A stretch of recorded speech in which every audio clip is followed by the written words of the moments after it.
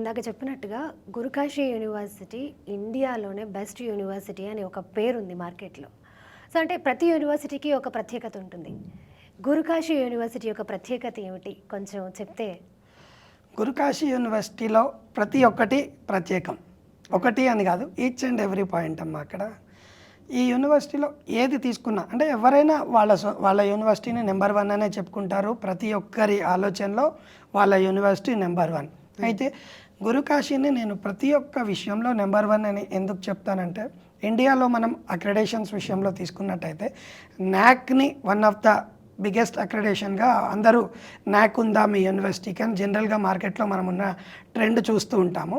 అందులో Guru Kashi university NAAC A++ with India's second highest score 3.57. అంటే ఈ కేటగిరీ యూనివర్సిటీస్లో సెకండ్ హైయెస్ట్ స్కోర్ ఉందమ్మా. నాక్ A++లో 3.57 స్కోర్ ఉన్న ఏకైక యూనివర్సిటీ.